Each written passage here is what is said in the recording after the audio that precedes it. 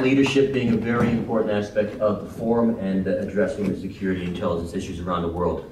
Our next speaker is going to bring a very interesting perspective from an international location. Former president of Sierra Leone, Julius Maada Bio, was elected just recently in the early hours of Monday, 1st August, to be the Sierra Leone People's Party presidential candidate. So not only having served as the former president, he is now volunteering to become president again. He is the only core member of the National Provisional Ruling Council that ruled Sierra Leone from 1992 to 1996, that has thrived and remains a significant political figure in Sierra Leone's political landscape. President Bio was part of the military movement that overthrew the repressive APC one-party government of the late Joseph Momo, marking the beginning of the NPRC regime. President Bio handed over power to the SLPP in a peaceful manner and its new leader, Ahmed Kaba, in 1996. The Truth and Reconciliation Commission report of 2005-2006 later acclaimed President Bio for his commitment to the peace process. So it's very, very exciting to have the former president here to speak about his perspectives on security and intelligence globally. Thank you.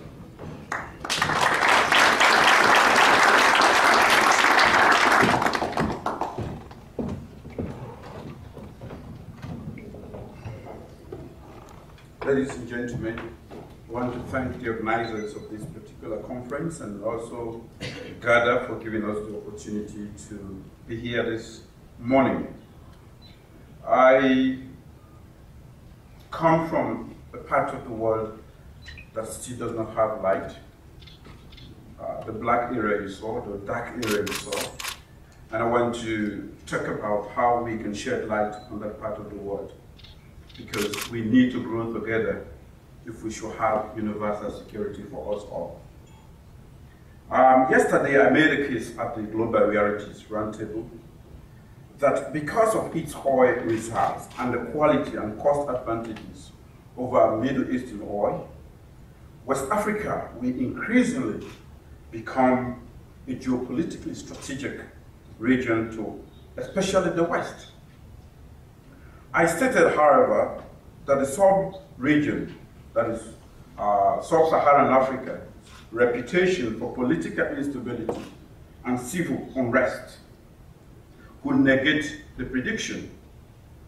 I highlighted the governance and poverty as catalysts for the region's political instability.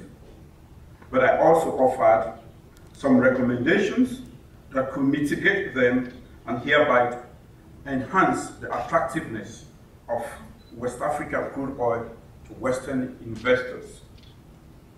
Today I'm going to talk about another issue that could both cause political instability in West Africa and pose a threat to Europe and the Americas.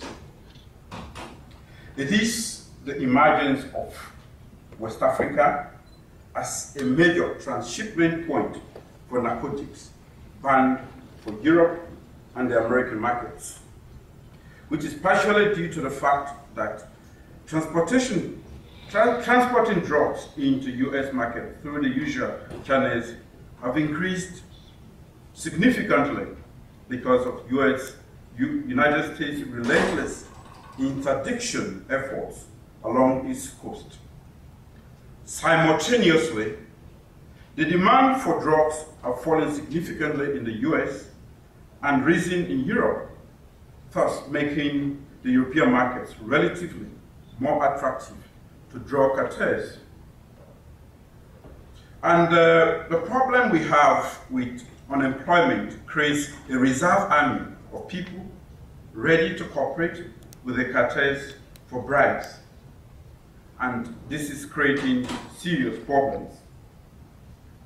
But I want to now come to the business aspect of this particular presentation, which is to say that for monitoring risk in a country like Sierra Leone and other nations of the Mano River Union, I think that rather than make investment on decisions based on one-time fixed intelligence and security metrics, or a series of attractive slogans from incumbent government, investors should continually map, monitor the vulnerabilities and imminent risk in order to understand both the short-term vagaries and the major long-term fault lines that may become challenges to investment. I will therefore proceed by describing what in my mind is the unique threat environment in the case of Sierra Leone and the Mano River Union area where we come from and where the place is still dark. The other speakers, of course, have identified a different set of probable threats that may determine investor risk in other parts of the world. I will speak specifically about the internal dynamics within Africa. Just yesterday, a lot of people would have said that Ivory Coast is stable and is up and running again. This morning, we had very sad news that there are serious problems there. The sub-region, West Africa, is heading for democracy. But of course, we still have problems. We still have problems that have their origins from our recent history in war. And those are the problems that we must confront, and those are the problems that we must deal with if we have to be a strategic partner in the world to come. If we should shed light on that part of Africa that is still dark and that could be the source of the home for terrorist groups and other groups that may destabilize the whole world, then we need to work in consonance with these governments to make sure that they are accountable, to make sure that they provide the checks and balances necessary for them to operate as good governments. It is lacking in Africa. There is monopoly over power. Governments that have gone to various, what we call state house, have now tried to circumvent democracy, and definitely democracy is in recession in Africa. This is serious. If we want a global peace, we must make sure that the dark part of the world has good governance, and that when we go into economic relationship with these governments, we make sure that it is on a win-to-win basis.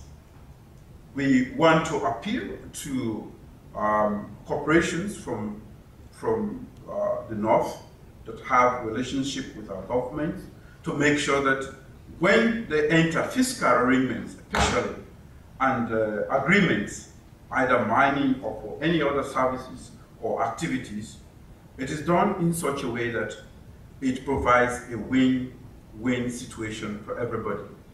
This is lacking, and this will lead to discontent. Of course, today we talk about land grabbing as another issue. Of course, there's desperation in Africa for investment, and they would want to take whatever is given to them. But I want to assure you that along the line, they are going to realize that what they've gotten was far less than what they are supposed to have. And what to be the result? They are going to rise up again. The scramble for Africa will end up in disaster if we are not going to make sure that the relationships we establish with these governments or individuals or groups provide a win-win situation.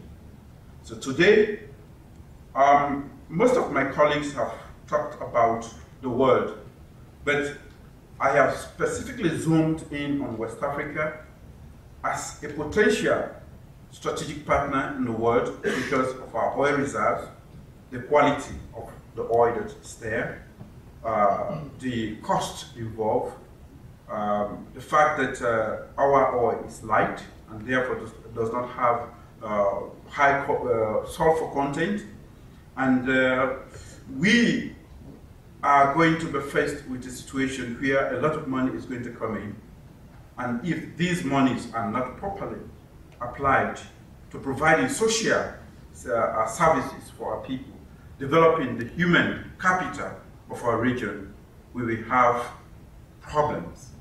Today, unemployment among the youth is serious and is rampant and is almost everywhere. We must search for solutions that will bring this particular menace to an end. We have just witnessed the Arab Spring. I don't want to witness an African Spring. Thank you very much.